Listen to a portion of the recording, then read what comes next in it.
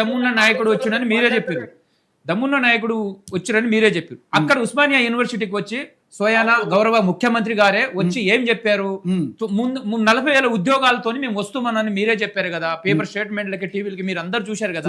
మరి ఎక్కడికి పోయింది ఉస్మానియా యూనివర్సిటీకి మన ముఖ్యమంత్రి గౌరవ ముఖ్యమంత్రి వచ్చి ఎన్ని నెలలు అవుతుంది, ఎటు పోయినాయి ఆ 40,000 ఉద్యోగాలు? అది ప్రశ్నిస్తే మీరు ప్రతిపక్షం పక్కన ఉంటే మాకు అనుమానం వస్తుంది అన్నట్టు బ్రదర్. నాకు చాలా బాధ అనిపిస్తుంది. బ్రదర్ ఒక్క నిమిషం, నువ్వు కూడా నిరుద్యోగం బ్రదర్, నువ్వు కూడా నిరుద్యోగం, నాకు చాలా సంతోషం అనిపించింది. నువ్వు కూడా నిరుద్యోగం, నాకు చాలా సంతోషం వచ్చింది. ఒకవేళ మీకు నిరుద్యోగుల తరపున ఒకవేళ మీకు ఉద్యోగాలు ఇవ్వకపోతే నేనే ప్రభుత్వానికి ప్రశ్నిస్తాను నువ్వు అన్ను, నాకు చాలా సంతోషం. ఆ విషయంలో నేను సంతోషపడుతున్నా. కానీ వాళ్ళ పక్కన మీరు కూర్చుంటే మాకు అనుమానం వస్తుంది అనేది మాత్రం తెలంగాణ ఉన్న నిరుద్యోగులను కించపరిచి మాట్లాడుతుందన్న అదొక్కటి మాత్రం మీరు అది కాదు మీరు వాళ్ళ పక్కన కూర్చుంటారు. ఇప్పుడు నేను రాజకీయ నాయకుడు, నేను ఏమన్నా హక్కుని నేను అడుగుతుంటే రాజకీయ నాయకుడు మాట్లాడుతున్నాం అంటుండు. ఏంటి నేను రాజకీయ నాయకుడు మాట్లాడి ఏమన్నా టవల్ కప్పుకున్నానా? బీఆర్ఎస్ టవల్ కప్పుకున్నా. అంటే ఆయన బీఆర్ఎస్ ముసుగులో మీరు అంతా ఫేక్ ఉద్యమాలు చేస్తున్నారు అనేది ఒక రకమైనటువంటి ఇది నడుస్తుంది. అన్న రాజన్న ఒక్క నిమిషం ఆగాలి, మీరు ఆగాలి, నాకు అవకాశం. నాకు ఒక అవకాశం, మీరు ఆగాలి. మీరు ఇద్దరు అన్న రాజన్న కెరాట్ రాజన్న ఒక్క నిమిషం మీరు ఆగండి. రాజన్న ఒక్క నిమిషం, బాలకోట మాట్లాడుతుండే ఒక్క నిమిషం అన్న ప్లీజ్, ఒక్క 2 నిమిషాలు సైలెంట్. ఓకే బాలకోట గారు మాట్లాడుకో. రాజు మీరు మాట్లాడకండి. రాజుభాయ్ ప్లీజ్ మీరు సైలెంట్ కొండి ఒక్క 2 నిమిషాలు. కుమార్ అన్న చాలా మంచిగా గొప్పగా నిరుద్యోగులు బాధ తెలుసు మాట్లాడి నేను సంతోషిస్తున్నా. కానీ అన్న ఇక్కడ మీరు అంటున్నది వాళ్ళ పక్కన కూర్చుంటే ఆ ముసుగులో మాకు నమ్మబుద్ధి కాదు అంటారు. ఇది ఒక్కటి మాత్రం మీరు తీసుకోవాలి, వెనక్కి తీసుకోవాలి. ఇది ఎందుకంటే అన్న మీరే అన్నారు చెప్పనివ్వండి రాజు ప్లీజ్ చెప్పనివ్వండి రాజు. ఎప్పుడు ప్రతిపక్షాన్ని కాదన్న మనం ఏం చేసినావు చెప్పండి. హరీష్ రావు గురించి, కేటీఆర్ గురించి, కేసీఆర్ గురించి కాదు ఇక్కడ. మనం ఏంటిది, మన ప్రభుత్వం వచ్చిన కాడి నుంచి మనం నిరుద్యోగులకి ఎంతవరకు ఉద్యోగాలు ఇచ్చాం దాని మీద చర్చ మాట్లాడండి అన్న. ఆయనకి దమ్ము లేదు, ఈయనకి దమ్ము లేదు అని కాదు. మన రేవంత్ రెడ్డి గారు మన ఉస్మానియా యూనివర్సిటీకి వచ్చే ముందు రోజు 40,000 ఉద్యోగాలతోని మేము రాస్తున్నామని చెప్పింది వాస్తవమా లేదా? నువ్వు నిరుద్యోగి అంటున్నావు కదా, ఇది వాస్తవమా లేదా? మరి రేవంత్ రెడ్డి గారు మన ఓయికి వచ్చి ఇప్పుడు ఎన్ని నెలలు అవుతుంది? ఏది ఒక్క నోటిఫికేషన్ వచ్చిందా? ఎడిపోయిందా నోటిఫికేషన్? ఇది క్వశ్చన్ చేస్తే ప్రతిపక్షంలో పక్కన కూర్చుంటున్నావు, వాళ్ళ ట్రాప్ లో పడొద్దుంటున్నావా? ఇది ఎంతవరకు కరెక్ట్ అన్నది? ఇది కరెక్ట్ కాదు. మేము ఒకటే అడుగుతున్నాం. మీరు మెగా డిఎస్ మీరు మెగా డిఎస్ అన్నారు. మెగా డిఎస్ కాదన్నా. గతంలో ఒక 5,000 ఉద్యోగ నోటిఫికేషన్ ఉంది, దానికి యాడ్ ఏమో 6,000 చేసి మీరు అన్నది 11,000 చిల్లర నోటిఫికేషన్ వచ్చింది. అది మెగా డిఎస్ కాదు, ఓన్లీ డిఎస్. అది మెగా డిఎస్ అవ్వదు. అదే అన్న ఒక్క నిమిషం ఆగవనా, ఒక నిమిషం ఆగవనా. ఇప్పుడు అన్న అంత ముందు నోటిఫికేషన్ కొన్ని పోస్టులు యాడ్ చేసి ఎగ్జామ్ పెట్టారు అంతే తప్ప డిఎస్ ఎప్పుడు వచ్చింది కాదు అన్న. ఇంకోటి నేను వాళ్ళు ఇవ్వనందుకే కదా వాళ్ళని పక్కన వైపు మిమ్మల్ని తీసుకొచ్చింది. మళ్ళీ అదే మాట్లాడుతున్నారు రాజ్కుమార్ అన్న. ఒక్క నిమిషం అన్న రవి అన్న. ఇప్పుడు రాజ్కుమార్ అన్న, కెరాట్ రాజు అన్న నువ్వు ఆగన్నా, కెరాట్ రాజు నువ్వు ఆగన్నా. నేను ఒక నిరుద్యోగిని మాట్లాడినా. నేను సిటీ సెంటర్ లో గత 4-5 సంవత్సరాలు ప్రిపేర్ అవుతాను, నాకు తెలుసు అన్న నా బాధ. నేను చెప్తాను, మీరు ఆగండి. మీరు పొలిటికల్ మాట్లాడకండి, ఇది నిరుద్యోగుల చర్చ జరగండి. ఇప్పుడు అన్న రాజ్కుమార్ అన్న, ఇక్కడ వాళ్ళు చేయలేనందుకే నాన్న మనం ప్రజాపాలన తీసుకొచ్చింది. మాకు రేవంత్ రెడ్డి వస్తే మాకు న్యాయం జరుగుతుందనే కదా ఆ ప్రభుత్వాన్ని పక్కన పెట్టి మిమ్మల్ని ఈ ప్రభుత్వాన్ని తీసుకొచ్చింది. ఈ ప్రభుత్వాన్ని తీసుకొచ్చిన తర్వాత ఈ నిరుద్యోగులు ఏం జరిగింది అనేది మాట్లాడదామన్నా. మీరు రాజకీయం చేయవద్దు, ఇక్కడ నిరుద్యోగుల గురించి మాట్లాడండి. మీరు రాజకీయం ఉంటే ఇంకో డిబేట్ లో మాట్లాడండి. నేనేమంటున్నా, ఆ ప్రభుత్వం చేయలేదు, ఆ కేసీఆర్ ప్రభుత్వం చేయలేదు అని 100 సార్లు చెప్తున్నావు రాజన్న. వాళ్ళు చేయనందుకే కదా ఈ ప్రభుత్వాన్ని తీసుకొచ్చిన. ఈ ప్రభుత్వం వచ్చిన కాడి నుంచి నిరుద్యోగులకి ఎన్ని నోటిఫికేషన్ వచ్చినారు. అద్దంకి దయాకర్, ఎమ్మెల్సీ అద్దంకి దయాకరు మా సిటీ సెంటర్ లైబ్రరీకి వచ్చి ఆ రోజు మాతో చర్చలు జరిగి మేము రేవంత్ రెడ్డి గారు మీ బాధను మీరు రేవంత్ రెడ్డి గారికి తీసుకెళ్తామని చెప్పారు కదా అన్న. ఎక్కడ తీసుకెళ్ళిండన్నా? ఎమ్మెల్సీ అద్దంకి దయాకర్ తీసుకెళ్ళిండన్నా. అందరం చూసినాం కదా. అప్పుడు ఆయన ప్రతిపక్షంలో ఉన్నామా, అప్పుడు ప్రతిపక్షం ట్రాప్ లో ఉన్నామా? ఎట్లా మాట్లాడతారు అన్న? కొద్దిగా మనం ఆలోచన చేసి మాట్లాడి. నువ్వు నిరుద్యోగం అంటే నాకు చాలా సంతోషం అనిపించింది. నాకు మా బాధ నీకు కూడా తెలుసు. మరి అందరూ ఆయన ఎమ్మెల్సీ దయాకర్ వచ్చి ఎవరు తీసుకెళ్ళి ఏమన్నా మా సమస్యను పరిష్కారం ముఖ్యమంత్రి గారి దగ్గర తీసుకెళ్తే మరి చాలా మంది చెప్పారు. ఈ సమస్యను ఎవరు పట్టించుకోకుండానే ఇష్టం వచ్చినట్టు వాళ్ళ ట్రాబ్లో పడకండి, మేము నిరుద్యోగుల తరఫున ఉన్నాము, మీకు న్యాయం చేస్తాం. ఇంకెప్పుడు చేస్తారన్న? ఏజులు అయిపోతున్నాయి, పెళ్లిళ్ళు కావట్లేదు, మాకు హాస్టల్ రూమ్ కట్టుకోలేక. నీకు తెలుసు కదా అన్న రాజ్ కుమార్ అన్న, నీకు తెలుసు కదా బాధ, నిరుద్యోగుని బాధ ఎట్లయితుంది. ఒక ఇవాళ జాబ్ రాకపోతే ఈ పిల్లనిచ్చేటోళ్ళు లేరు, ఇక జాబ్ అయినా వస్తే జాబ్ రాకపోతే అనుకో, మీరు తొందరగా నోటిఫికేషన్ ఇచ్చారనుకో ఏజ్లో వస్తాయి అందరికి.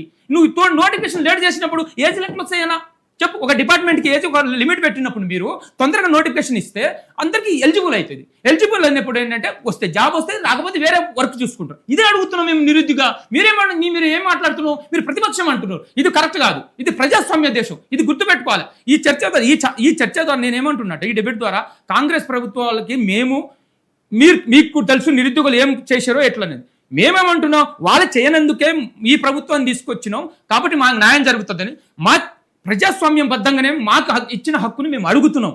మీరు ఖచ్చితంగా ఆ విధంగానే ఇప్పటికైనా మీరు 17 పోలీస్ కానిస్టేబుల్ ఉన్నాయన్నారు, అందులో ఒక ప్రాసెస్ ప్రకారంగా అది నింపుతాం అన్నారు.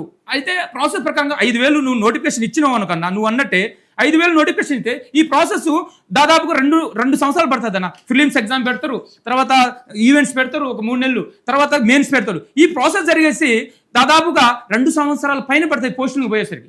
అప్పటికి ఈ 5,000 పోస్టులలో మాకు ఒక పరిస్థితికి ఒకరికి విద్యార్థికి ఉద్యోగం రాకపోతే ఈ ఏజ్ పోతుంది. అదే నువ్వు 17,000 అంటున్నావు, ఏదో 19,000 అంటున్నావు. మీరు చెప్పినా కదా అది పూర్తిగా ఇప్పుడే కంప్లీట్ చేస్తే చాలా మందికి జాబ్లు వస్తాయి, ఏజ్లు ఎలిజిబుల్ అవుతారు. మీరు ఈ 5,000 ప్రాసెస్ లో చాలా మంది ఈవెంట్స్ లో పోతాయి. తర్వాత ఈ 5,000 ప్రాసెస్ లో అయిపోయిన తర్వాత మళ్ళీ ఇంకో నోటిఫికేషన్ మీరు కంటిన్యూగా ఇస్తున్నప్పుడు ఏజ్లు రావు. అప్పుడు మీరు చేసిన అది ఎట్లా నిరుద్యోగులు ఏ న్యాయం చేస్తారు? అందుకే మేమేమంటున్నాం, మేము గత ప్రభుత్వంలో నష్టపోయినాం, ఆ ప్రభుత్వం నష్టపోయినాం కాబట్టి ఈ ప్రభుత్వాన్ని తీసుకొచ్చినాం. ఈ ప్రభుత్వాన్ని తీసుకొచ్చిన న్యాయం జరుగుతుందని తీసుకొచ్చినాం కాబట్టి ఆ విధంగా మేమే అడుగుతున్నాం అన్న. ఈ ప్రభుత్వం వచ్చి 2-3 సంవత్సరాలు రేపు డిసెంబర్ 9-7కి వస్తాయి. అయితే వీళ్ళు ఇప్పటికీ ఈ ప్రభుత్వాన్ని రిక్వెస్ట్ చేస్తున్నాం, మా బాధని మా సమస్యని రిక్వెస్ట్ చేస్తున్నాం.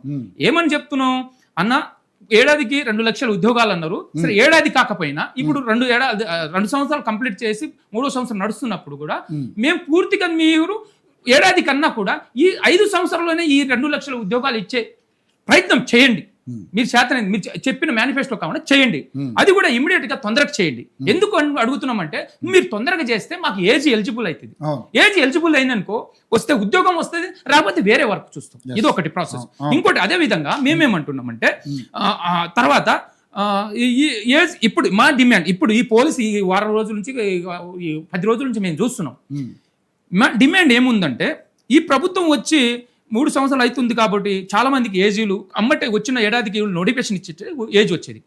అందుకే మేమేం చేస్తున్నాం, ఒక కానిస్టేబుల్ కి 36 సంవత్సరాల ఏజ్ వయో పరిమితి ఇవ్వమంటున్నాం. తర్వాత ఇంకోటి ఏంటంటే ఎస్ఐకి 38 సంవత్సరాలు వయో పరిమితి ఇవ్వమంటున్నాం. ఇది ప్రభుత్వం తలుచుకుంటే ఇది సాధ్యమయ్యే పని. ఏంటంటే ఎస్ఐకి కానిస్టేబుల్కి ఈవెంట్స్ ఒకటే ఉంటుంది.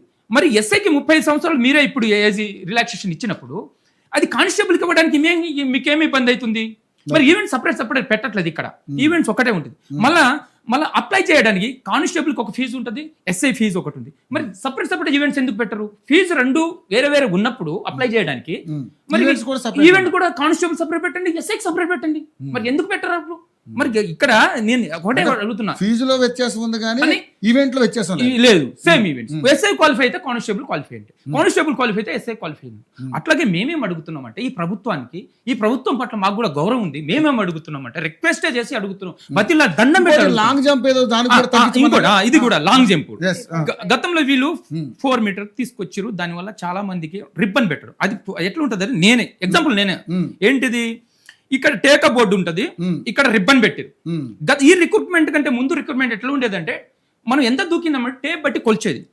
ఈ మొన్న జరిగిన 2022 రిక్రూట్మెంట్ లో ఇక్కడ టేకప్ బోర్డు ఉంటది, ఇక్కడ రిబ్బన్ పెట్టిరు. వాడి దృష్టి మొత్తం ఒక అభ్యర్థి దృష్టి మొత్తం ఈ రిబ్బన్ మీద ఉంటుంది. రిబ్బన్ మీద ఉంటుంది. అవును రిబ్బన్ మీద ఉంటుంది. అవును. అప్పుడు ఆయన స్పీడ్ లో ఉరికొస్తాడు. ఉరికొచ్చినప్పుడు ఆ రిబ్బన్ ని దృష్టిలో పెట్టుకుంటాడు. ఇక్కడ స్టెప్ తీసుకునేటప్పుడు ఏంటంటే టేకప్ అవుట్ కాడ ఫౌల్ అవుతుంది. ఓకే. అప్పుడు ఫౌల్ అవుతుందని ఈ అభ్యర్థి ఏం చేస్తాడంటే ఒక స్టెప్ ఒక అడుగు బ్యాక్ సైడ్ వేస్తాడా? బ్యాక్ సైడ్ వేసినప్పుడు ఏం జరుగుతుంది అంటే ఆ జంప్ చేసేటప్పుడు అంటే రిబ్బన్ పడుతుంది. మీరు రిబ్బన్ మీద పెట్టారంటే రిబ్బన్ కరెక్ట్ గా 4 మీటర్ మీద పెట్టారు కదా, మరి రిబ్బన్ టచ్ అయినప్పుడు ఆయన నాట్ ఎలిజిబుల్ ఎట్లా అవుతారు? రిబ్బన్ దాటి దూకినప్పుడు 4 కంటే 4.1 4.2 దూకుతున్నట్టే కదా. అంటే రిబ్బన్ మీద పడుతున్నప్పుడు నువ్వు 4.2 దూకినప్పుడు నాట్ ఎలిజిబుల్ అని ఎట్లా ఇస్తారు? అంటే రిబ్బన్ దాటాలా, రిబ్బన్ టచ్ అయినా చాలా? 4 మీటర్ అని మన నోటిఫికేషన్ 4 మీటర్ కాబట్టి 4 మీటర్ మీద కదా రిబ్బన్ పెట్టి. అవును, మరి రిబ్బన్ మీద రిబ్బన్ టచ్ అయినప్పుడు ఆయన 4 దూకినట్టే కదా. మరి దూకినప్పుడు వాళ్ళకి ఎలిజిబుల్ ఎందుకు ఇవ్వరు? అందుకే నేనేమంటున్నా, ఈ బోర్డు చైర్మన్ వివి శ్రీనివాసరావు ఆయన ఆంధ్ర అధికారి. గత ప్రభుత్వంలో మేము ఈయనకి ఈ అధికారిని తొలగించమని డిమాండ్ చేసినాం. ఇప్పుడు కూడా మేము ఈ ప్రభుత్వాన్ని కూడా డిమాండ్ చేస్తున్నాం. ఏంటి ఇది? ఈ ప్రభుత్వానికి ఏ విధంగా వీళ్ళు చెప్తున్నారు, ఈ అధికారులు రాంగ్ ఇన్ఫర్మేషన్ ఎలా ఇస్తున్నారు. కాబట్టి మేమేమంటున్నామంటే ఇప్పటికి కూడా మీరు గతంలో మాకు జరిగిన నష్టానికి ఈ అటిని తొలగించి ఇంకో 46 జీవో కావచ్చు, ఈ లాంగ్ జంప్ ఇష్యూ కావచ్చు, తర్వాత ఏజ్ గురించి కావచ్చు, ఈ పోస్టుల గురించి కావచ్చు, వీటిని మాతో మీ ప్రభుత్వాన్ని రాజ్ కుమార్ ద్వారా అన్న నీ ద్వారాగైనా మీ ప్రభుత్వాన్ని కలిపే విధంగా చూడు. మా డిమాండ్ ఏంది, మా బాధలు ఏంటి మేము చెప్తాం. ఇప్పుడు ఎమ్మెల్సీ దయాకర్ అయిపోయింది, ఇప్పుడు మీరు వచ్చారు, కలిపండి మేము చెప్తాం. ఆ సమస్య దృష్ట్యా పరిష్కరిస్తే మేము ఎక్కడికక్కడ కూర్చొని చదువుకుంటాం. ఎందుకంటే మించింది ఏమి లేదు. ఇక్కడ మేము ఏ రాజకీయ నాయకులం కాదు, ఏది టవల్ కప్పుకొని మేము పని చేయట్లేదు. ఒక నిరుద్యోగ చదువుకునే వ్యక్తిగా 5 రూపాయల భోజనం సిటీ సెంటర్ లైవ్ లో 2-3 సంవత్సరాలు చదువుతున్నాం.